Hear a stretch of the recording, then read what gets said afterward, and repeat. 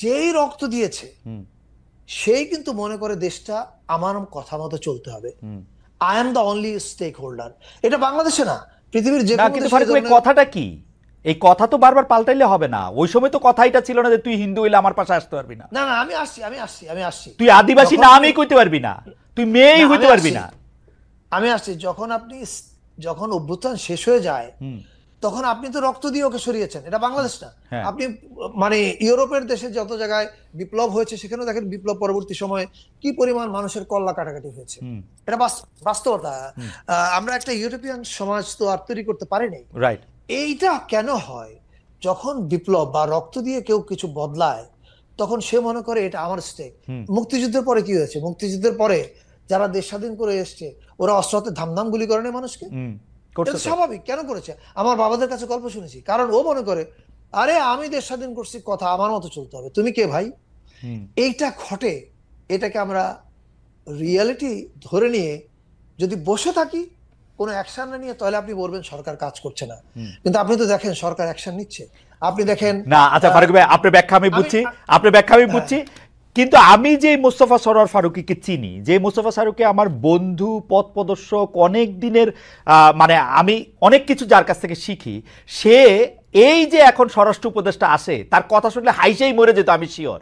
যদি সে আগের ফারুকী থাকতো, যখন সে বলে ওই মেয়ের রাস্তায় দাঁড়িয়ে দাঁড়িয়ে সিগারেট খেতেছিল, তো এই জন্য আইসা লোকজন বলছে মেয়ের রাস্তায় দাঁড়িয়ে দাঁড়িয়ে সিগারেট খেতেছিল মানে কি? না, এই কথার সঙ্গে আমরা একমত না, এবং আমাদের সরকারও এটা কিন্তু পরিষ্কার করেছে। এই কথার সঙ্গে আমাদের সরকারের অবস্থান একমত না। ওকে, সরকার এখন কি হয় আপনি জানেন, জাহাঙ্গীর ভাই দিনরাত পরিশ্রম করছেন এবং উনি ওনার জীবন দিয়ে চেষ্টা করছেন। এখন আমরা প্রত্যেকেই হয়তো ঠিক আর্টিকুলেশনটা প্রপার করতে পারি না, এবং কোথাও কোথাও আমাদের এই আর্টিকুলেশনে মিস্টেক হয়। এটা যে হয় না তা না, সেটা এরকমই হতে পারে, কিন্তু এটা আপনি আমাদের সরকারের অবস্থান দেখে বুঝতে পেরেছেন। আমার আপনার বক্তব্য আমার কাছে পরিষ্কার। আমি আপনার একটু দৃষ্টি আকর্ষণ করতেছি, আপনার মানে সেটা হলো যে মানে আমরা দর্শকদের কাছে জানতে চাইতেছিলাম যে পহেলা বৈশাখের পাশাপাশি চৈত্র সংক্রান্তির আয়োজনও জাতীয়ভাবে হবে। প্রিয় দর্শক, সরকারের উদ্যোগ সমর্থন করেন কিনা, জাতীয়ভাবে এটা হওয়াটা সমর্থন করেন কিনা? শতকরা ৭৪% দর্শক এতে হা ভোট দিয়েছেন, না বলেছেন শতকরা ২৬% দর্শক, ৩৪,০০০ দর্শক এখানে ভোট দিয়েছেন। ফারুক ভাই, আমি আপনার একটু দৃষ্টি আকর্ষণ করতে চাই একটু পুরনো ঘটনায় ঘুরে গিয়ে, যে আপনি যে বলতেছিলেন যে হাসিনা যে কুমিরের বাচ্চা দেখায় আন্তর্জাতিক মহলের দৃষ্টি আকর্ষণ করে লাভ করতেছিল, এই লাভ আবার কারা তার গোয়ালে দিতেছে, এইটার প্রমাণ কিন্তু আজকে আমরা নিউ ইয়র্ক টাইমসে পাইলাম। নিউ ইয়র্ক টাইমসের মধ্যে আমরা পাইলাম, নিউ ইয়র্ক টাইমসের এই এটাকে কি বলবো, কলাম বলবো, অপিনিয়ন বলবো, এইটার মধ্যে কিন্তু কিছু ঘটনা উল্লেখ করা হলো যে ঘটনাগুলো আসলে ঘটছে, আপনারা এটার মধ্যে ব্যবস্থা নিছেন, কিন্তু এই যে উস্কানি, এই যে যেটা আমরা না, এইটা দেখানোর যে চেষ্টা, এইটা যে আসলে হাসিনার নেরেটিভটারই আবার প্রতিষ্ঠা করে, এইটা যে আপনি বলতেছেন, আরো অনেকে বলতেছে, যারা বলতেছে তারা কি বুঝতেছে না? না মানে এইটার হিসাবটা কি? আমি তো এটা বলতেছি না যে নিউ ইয়র্ক টাইমসের আজকে এত বড়, আমি আজকে সকালবেলা থেকে এটা পড়তেছিলাম, এইটা দেখতেছিলাম, শুনতেছিলাম, এবং আমি জানি যে এইটার একটা ইম্প্যাক্ট আসবে, কারণ নিউ ইয়র্ক টাইমস হিস্টোরিকভাবে শেখ হাসিনার এগেনস্টে যতগুলি রিপোর্ট করছে, যতগুলি জায়গায় যা কিছু তুলে ধরছে, এগুলি কিন্তু পরে এভিডেন্স হিসাবে আন্তর্জাতিকভাবে এটা গৃহীত হয়েছে। আমি এটা এবং ফর্মুলা মানে যেটাকে বলা হচ্ছে কূটনৈতিক ইয়া হিসাবেও সেটা আসলে গৃহীত হয়েছে নানা কারণে। তো এটা এটা এটা আমাদের জন্য খুব ভালো খবর না আসলে এই নিউ ইয়র্ক টাইমসের এটা। আপনি এটাতে আসলে কীভাবে দেখেন, যারা এটাতে উস্কাইতেছে, যারা এটাতে অংশগ্রহণ করতেছে, তারা এটা যে করতেছে, আপনি যতই ইনক্লুসিভিটির কথা বলেন, যতই রক্তের কথা বলেন, এটাতে আপনি কেমনে এই ট্যাকেল করবেন? আমি মনে করি আমরা, আপনি যে পরিস্থিতির কথা বলছেন, আমি মনে করি আমরা এটা পার হয়ে এসেছি। আমি মনে করি এই উত্তেজনাটা অনেক কমে এসছে। এই আন্ডারস্ট্যান্ড করা, এটা বুঝতে চেষ্টা করা, এটা এখন অনেক বেড়েছে সমাজে। মাঝখানে যে অনেকগুলো ঘটনা ঘটেছিল আজ থেকে ২-৩ মাস আগে, সেটা এখন আর নাই। ফলে we are in a better situation now. এখন coming back to this New York Times report, ওই ঘটনাগুলো, যে ঘটনাগুলো রেফার করেছে সেই ঘটনাগুলো ঘটেছে, এটা তো সত্য।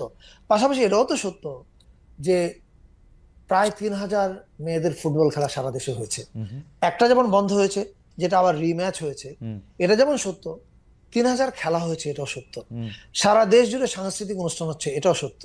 এবং এটাও সত্য, এই প্রথমবারের মতো বাংলাদেশ, বাঙালি, চাকমা, মারমা, গারো সবাই মিলে আমরা নববর্ষের উৎসব করছি।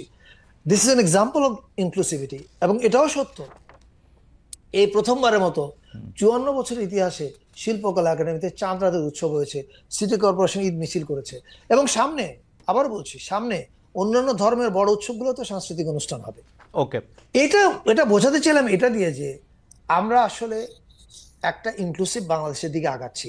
এখন মাঝখানে যে ঘটনাগুলো ঘটেছে সেটা তো আবার বলছি, আমরা ধ্বংসযজ্ঞ থেকে দেশটাকে ট্রেনে একটা লাইনে এনে তুলেছি। আমি মনে করি নিউ ইয়র্ক টাইমসের এই যে কথাগুলো বলা হয়েছে সেগুলো আগের ঘটনা। এখন we are in a far better situation. এবং আপনি যেমন বাউল উৎসবের, বাউলদের সাধু সঙ্গের কথা, যখন একটা জায়গায় বাউল মেলা বন্ধ হলো, আমরা কিন্তু ইমিডিয়েটলি ইন্টারভিন করেছি। আমি জেদ্দা থেকে ইন্টারভিন করেছি, এখান থেকে ইন্টারভিন করেছি, এবং সে মেলা আবার রিঅর্গানাইজ করা হয়েছে। শুধু তাই না, শিল্পকলা একাডেমির এই বছরে 12টা সাধু সংঘ করার কথা ছিল, আমরা ডাবল আপ করে 24টা উন্নীত করেছি। অর্থাৎ সরকার কিন্তু তার অ্যাকশন নিচ্ছে, সে বসে নাই। এইটার দিকে আমি আপনাদেরকে তাকাতে বলবো। আমার এখন আমার যেহেতু কাজ একটু ডেভিলস অ্যাডভোকেট রোল প্লে করা, সেটার জন্য আপনি একটু মানে আপনি কিন্তু যা বলেন, আমি আপনার মধ্যে কিন্তু সাংঘাতিক কনসিস্টেন্সি দেখি। কারণ আপনি এতক্ষণ যা বললেন সেটাকে এক লাইনে যা বলা যায় সেটা অলরেডি আপনি বলছেন।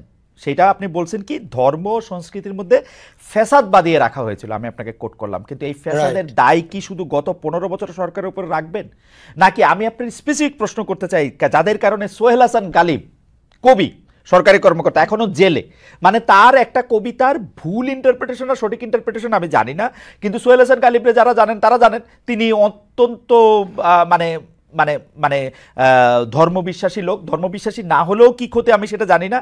কবিদের বিরুদ্ধে যারা হাতের স্বাধীনতা চান, কতলের স্বাধীনতা চান, তাদেরকেও আপনি আসলে দায়ী করবেন। সংস্কৃতি সাহিত্য চর্চার বিরুদ্ধে এই হাতের স্বাধীনতা চাওয়া হচ্ছে এবং সরকারের তরফ থেকে তারা প্রশ্রয়ও পাচ্ছেন। এইটা আমি আমি আমি আমি আমি আমি কিন্তু এটা উল্লেখ করতে পারি যে শুধু গালিব জেলে তাই না, ফরহাদ মজারকে হুমকি দেওয়া হচ্ছে, রাখাল রাহাকে ক্রমাগত হুমকি দেওয়া হচ্ছে, কিন্তু যারা হুমকি দিচ্ছেন তারা আছেন বহাল তবিয়তে। আচ্ছা, এই হুমকি কি শুধু আমাদের সময় প্রথম হয়েছে? না না না, শেখ হাসিনার সময় আরো বেশি হয়েছে। তসলিমা নাসরিনকে দেশে আসতে দেওয়া হয় নাই, তার কোনো কেস উজ্জ্ব করা হয় নাই, তার বিরুদ্ধে কোনো রকম কোনো কিছু। অর্থাৎ আমি বোঝাতে চাচ্ছি এই রাইট উইং বাংলাদেশে যেমন এক্সিস্ট করে, কিন্তু আপনি এই কয়েকজন রাইট উইং দিয়ে, আমি বলবো না যে সকল ধর্ম বিশ্বাসীকে এক জায়গায় আনা ঠিক হবে না। আমাদের বাংলাদেশের আমি হাজার হাজার ধার্মিক মানুষকে জানি যারা অনেক কাইন্ড, অনেক কি বলে এমপ্যাথেটিক, এবং ওনাদের সংখ্যাই বেশি। আমি আমার মাকে চিনি, আমার মা একজন ধার্মিক মানুষ, আমার বাবা একজন ধার্মিক মানুষ। এরকম ওনাদের সংখ্যায় এরাই বাংলাদেশের সংখ্যাগরিষ্ঠ। এরা যদি সংখ্যাগরিষ্ঠ না হতো তাহলে তো ভোটে আপনি যেই গুটি কয়েক মাওলানা সাহেবদের মধ্যে কিন্তু খুব গুটি কয়েক মানুষ হচ্ছে এক্সট্রিম এন্ডে বিশ্বাস করেন। তো যদি এটা বাংলাদেশে পপুলার হতো আমাদের ধর্মপ্রাণ মানুষদের মধ্যে, তাহলে তো ওনাদের ভোট অনেক বেশি থাকতো। বাংলাদেশের মানুষ আসলে ধর্মপ্রাণ, ধর্মভীরু, কিন্তু এক্সট্রিমিস্ট না। এখন রাইট উইং এক্সট্রিমিস্ট বাংলাদেশে যেমন কিছু আছে, পাশের দেশ ভারতে ব্যাপক পরিমাণেও আছে, এমনকি আপনি যে দেশে বসে আছেন সেখানেও আছে। এখন রাইট উইং সারা পৃথিবীতে এক্সিস্ট করছে। আর সমাজের লড়াইটা হচ্ছে রাইট উইং থাকবে, অ্যাট দ্য সেম টাইম সমাজের কম্প্যাশনেট অংশটা এটা কিভাবে এটাকে ডিল করছে, এটা কিভাবে তাদের সঙ্গে এঙ্গেজ করছে, এবং এই এঙ্গেজমেন্টের মধ্যে দিয়ে কিভাবে সমাজটা আগাচ্ছে, দ্যাট ইজ ইম্পর্টেন্ট। আমি সেটার দিকে তাকাতে বলবো।